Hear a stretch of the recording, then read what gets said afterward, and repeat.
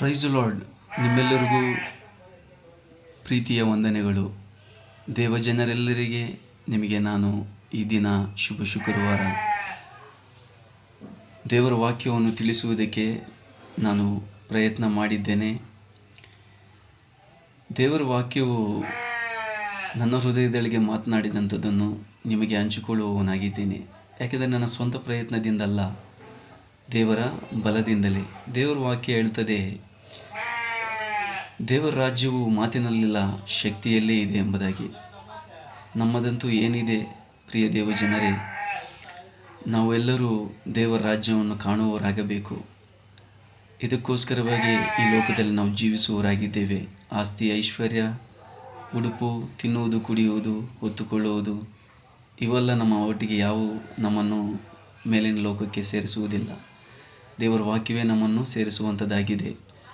ಪ್ರೀತಿಯ ಜನರೇ, ಈ ದಿನ ನಮ್ಮನ್ನು ಬಲಪಡಿಸುವ ಆತನಲ್ಲಿದ್ದುಕೊಂಡು ನಾವು ಎಲ್ಲಕ್ಕೂ ಶಕ್ತರಾಗಿದ್ದೇವೆ ಎಂಬುದಾಗಿ ದೇವರ ವಾಕ್ಯ ನಮ್ಮನ್ನು ಬಲಪಡಿಸ್ತದೆ. ದೇವರ ವಾಕ್ಯ ಹೇಳ್ತದೆ, ನನ್ನನ್ನು ಬಲಪಡಿಸುವ ಆತನಲ್ಲಿದ್ದುಕೊಂಡು ನಾನು ಎಲ್ಲಕ್ಕೂ ಶಕ್ತನಾಗಿದ್ದೇನೆ ಎಂಬುದಾಗಿ ದೇವರ ವಾಕ್ಯ ಹೇಳ್ತದೆ.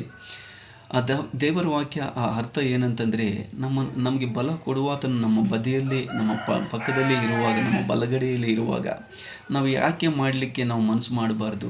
ಈ ಲೋಕದ ಕತ್ತಲೆ ವಿಚಾರಗಳನ್ನು, ನಾವು ಸಂಬಂಧಪಟ್ಟಂಥವುಗಳನ್ನು ನಾವು ಗ್ರಹಿಸದೆ, ನಾವು ಕತ್ತಲೆ ವಿಚಾರಗಳನ್ನು ಆತುರಪಟ್ಟು ನಮ್ಮ ನಡೆಯಿಂದಲೂ, ನಮ್ಮ ನುಡಿಯಿಂದಲೂ, ನಮ್ಮ ದೃಷ್ಟಿಯಿಂದಲೂ, ನಮ್ಮ ಪ್ರವರ್ತನೆಗಳಿಂದಲೂ, ನಮ್ಮ ಆಲೋಚನೆಗಳಿಂದಲೂ ನಮ್ಮನ್ನು ನಾವು ಮುಂದಾಗಿ ನಾವು ಅವುಗಳನ್ನು ಮಾಡಲಿಕ್ಕೆ ಶಕ್ತರಾಗಿದ್ದೇವೆ. ಯಾಕೆ ಕತ್ತಲೆಗೆ ನಾವು ಅಷ್ಟು ಬೇಗ ಪ್ರಾಧಾನ್ಯತೆ ಕೊಡುತ್ತೇವೆ? ದೇವರ ವಾಕ್ಯವನ್ನು ನೆರವೇರಿಸಿದಾಗ ಈ ಲೋಕದ ಆಳ್ವಿಕೆ ನಮಗೆ ಅನುಗ್ರಹಿಸಲ್ಪಡ್ತದೆ. ಯಾವ ಒಂದು ಕತ್ತಲೆಯು ನಮ್ಮನ್ನು ಮುಸುಕುವುದಿಲ್ಲ. ದೇವರ ವಾಕ್ಯ ಹೇಳ್ತದೆ, ದೇವರು ಬೆಳಕಾಗಿದ್ದಾನೆ ಎಂಬುದಾಗಿ. ಆತನನ್ನು ಕತ್ತಲು ಎಷ್ಟು ಮಾತ್ರಕ್ಕೂ ಮುಸುಕಲಿಲ್ಲ ಎಂಬುದಾಗಿ. ನಮಗೆ ಒಳ್ಳೆಯ ಆಲೋಚನೆಯನ್ನು ಕೊಡುವ ದೇವರಾಗಿದ್ದಾನೆ. ನಮ್ಮ ಬಲಗಡೆಯಲ್ಲಿ ಆತನು ಇರುವಾಗ ನಮಗೆ ಭಯವಿಲ್ಲ. ಆತನು ನಮಗೆ ಒಳ್ಳೆಯ ಆಲೋಚನೆಯನ್ನು ಹೇಳಿಕೊಡುವ ದೇವರಾಗಿದ್ದಾನೆ. ಆತನು ನಮಗೆ ಬಲ ಕೊಡುತ್ತಿರುವಾಗ ನಾವು ಮುಂದಾಗಿ ಒಳ್ಳೆಯ ಮಾತುಗಳನ್ನು, ಒಳ್ಳೆಯ ಆಲೋಚನೆಗಳನ್ನು, ಒಳ್ಳೆಯ ಪ್ರಯತ್ನವನ್ನು, ಒಳ್ಳೆಯ ಕಾರ್ಯಗಳನ್ನು ಮಾಡುವುದಕ್ಕೆ ಯಾಕೆ ನಾವು ಶಕ್ತರಾಗಬಾರ್ದು? ನಮ್ಮಿಂದ ಆಗೋದಿಲ್ಲ, ನಾವು ಅದನ್ನು ಅಂತೇಳಿ ಯೋಚನೆ ಮಾಡಿ ನಾವು ಇಲ್ಲೇ ಕೂತ್ಕೊಳ್ತೀವಿ. ಒಂದು ಪ್ರಯತ್ನ ಮಾಡಿದಾಗ ದೇವರಲ್ಲಿ ವಿಶ್ವಾಸಿಸಿಟ್ಟು, ಯಾಕೆಂದರೆ ನಾವು ದೇವರನ್ನು ನಂಬಿದ್ದೇವಲ್ಲ.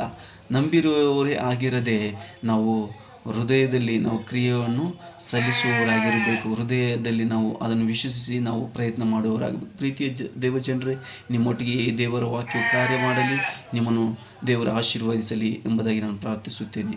ಆಮೇನ್.